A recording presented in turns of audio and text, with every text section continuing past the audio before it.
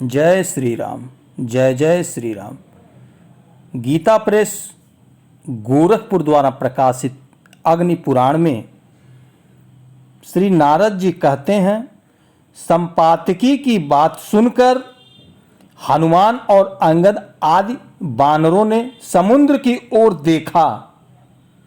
फिर वे कहने लगे, कौन समुद्र को लांघकर समस्त बानरों को जीवन दान देगा।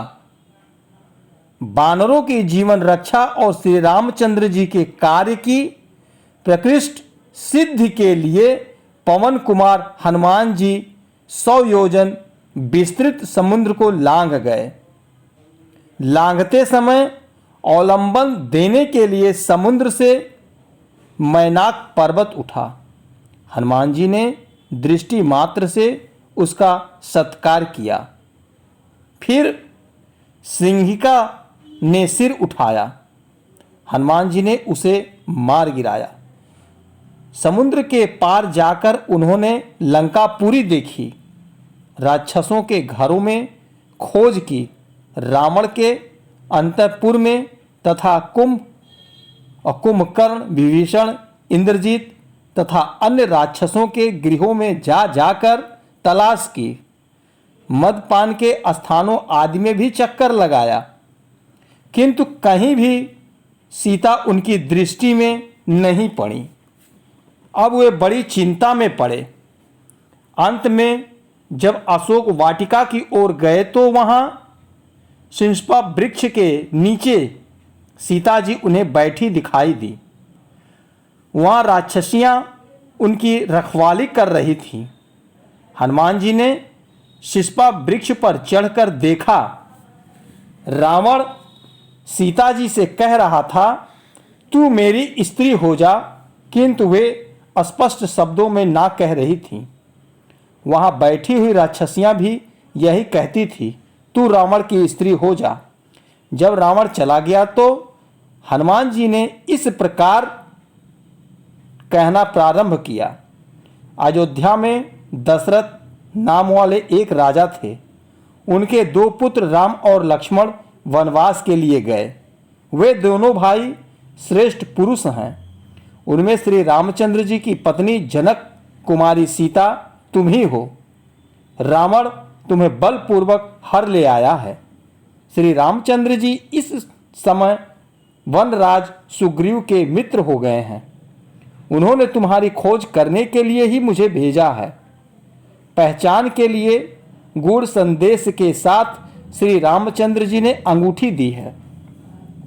उनकी दी हुई यह अंगूठी ले लो। सीता जी ने अंगूठी ले ली। उन्होंने वृक्ष पर बैठे हुए हनुमान जी को देखा। फिर हनुमान जी वृक्ष से उतरकर उनके सामने आ बैठे। तब सीता ने उनसे कहा, यदि श्री रघुनाथ जी जीवित हैं तो वे मुझे यहाँ से ले क्यों नहीं जाते। इस प्रकार शंका करती हुई सीता जी से हनुमान जी ने इस प्रकार कहा, देवी सीते, तुम यहाँ हो यह बात श्री रामचंद्र जी नहीं जानते। मुझसे यह समाचार जान लेने के पश्चात सेना सहित राक्षस रावण को मारकर वे तुम्हें अवश्य ले जाएंगे। तुम चिंता ना करो, मुझे कोई अपनी पहचान दो। तब सीता जी ने हनुमान जी को अपनी चूड़ामणि उतार कर दे दी और कहा, भैया अब मेरा उपाय करो, जिससे श्री रघुनाथ जी शीघ्र आकर मुझे यहाँ से ले चलें। उन्हें कौवे की आंख नष्ट कर देने वाली घटना का स्मरण दिलाना। कल सवेरे चले जाना। तुम मेरा शोक दूर करने वाले हो। तुम्हारे आने से मेरा दुख बहुत कम हो गया है। चूड़ामणि और काक वाली कथा को पहचान के रूप में लेकर हनुमान जी ने कहा, कल्याणी, तुम्हारे पतिदेव अब तुम्हें शीघ्र ही ले जाएंगे, अथवा यदि तुम्हें चलने की जल्दी हो तो मेरी पीठ पर बैठ जाओ। मैं आज ही तुम्हें श्री राम और सुग्रीव के दर्शन कराऊंगा। सीता बोली, नहीं, श्री रघुनाथ जी ही आकर मुझे ले जाएं। तदंतर हनुमान जी ने रावण से मिलने की युक्ति सोच निकाली। उन्होंने रक्षकों को मारकर उस वाटिका को उजाड़ डाला।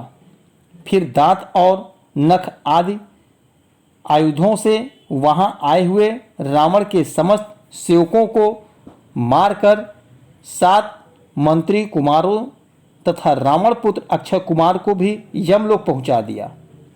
तत्पश्चात इंद्रजीत ने आकर उन्हें नागफांस में बांध लिया और उन वानर वीर को रावण के पास ले जाकर के उससे मिलाया।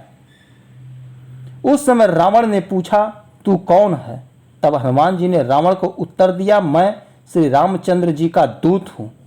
तुम श्री सीता जी को श्री रघुनाथ जी की सेवा में लौटा दो, अन्यथा लंका निवासी समस्त राक्षसों के साथ तुम्हें श्री राम के बाण से घायल होकर निश्चय ही मरना पड़ेगा।